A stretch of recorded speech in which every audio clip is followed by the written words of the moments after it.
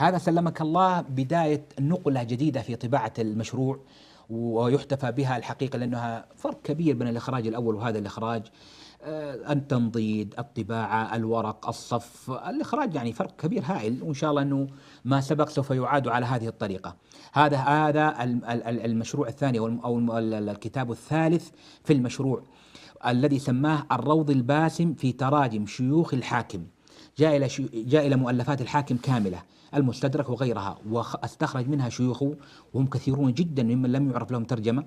طبعا الذين لهم ترجمة وجد لهم تراجم، هذه الحمد لله مجموعة كبيرة. قد كان مستعصيا على كثير من أهل العلم الأفاضل عدم وجود لهم تراجم، وكان بعضهم يذكر هذا لم يجد له ترجمة، وهو على فكرة يذكر عند العالم الذي لم يجد له ترجمة من قال لم أقف له على ترجمة، حتى لو كان مثل الهيثمي أو الحافظ بن حجر أو السخاوي، لو قالوا لم أجد له ترجمة فإنه يذكرهم، وحتى من المعاصرين كالألباني مثل أحمد شاكر يذكرهم، ويذكر أنها مو يعني من بيان فضل الله عليه كيف دلوا على ترجمة مع أن غيره قد قال لم أقف له على ترجمة. وهذا فيه يعني حقيقة المقولة تقول كم ترك الأول الآخر فيها ما فيها. المقصود أو يقولون ما ترك الأول الآخر، هي فيها ما فيها. المقصود أنه في شيوخ الحاكم، جاء إلى شيوخ الحاكم واستخرجهم وهم كثر، وطبع الكتاب في دار العاصمة في مجلدين ضخمين، لكنه حافل بالفهارس. لكن أنا أستعجب حقيقة في الفهارس مثلا، يعني هو ذكر في شيوخ الحاكم 1185 شيخا، لكن في الفهارس هم 1184. يعني فين واحد؟ هل أكلته مطبعة ولا كيف؟ نحتاج إلى بس وقفة عندها. طبعا الكتاب من تأليف أخينا الحبيب فضيلة الشيخ أبي الطيب نايف بن صلاح بن علي المنصوري، وقدم له مجموعة من أهل العلم، منهم فضيلة الشيخ الأستاذ الدكتور سعد بن عبد الله الحميد.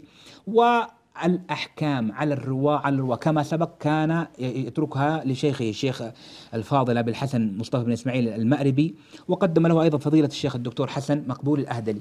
أنت لاحظ كما ترون معي، طبعا اختلف معنا التنضيد والإخراج، يرقمهم يعطيهم ترقيما ثم يذكرهم ويذكر من سمع منه ونحو ذلك.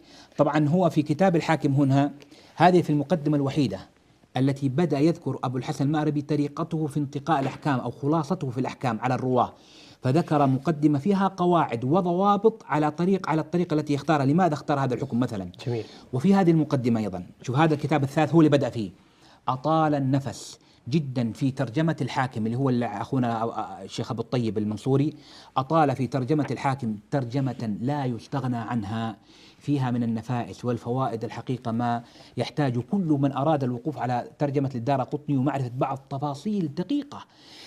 وهو في ثنايا هذا كله ينبه على التصحيفات والسقط والتحريفات الواردة في ذلك والأوهام، ويستدرك حتى على بعض مفات الأئمة الكبار، يقول هذا، وعلى الأخطاء المطبعية الموجودة في الكتب، وحتى على أخطاء الأسانيد والسقوط التي فيها.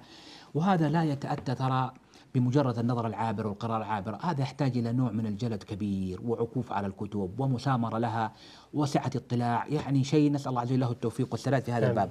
طبعا الكتاب مطبوع في مجلدين ضخمين كبيرين، وهذا الكتاب طبعا في طبع من إصدارات دار العاصمة بالرياض.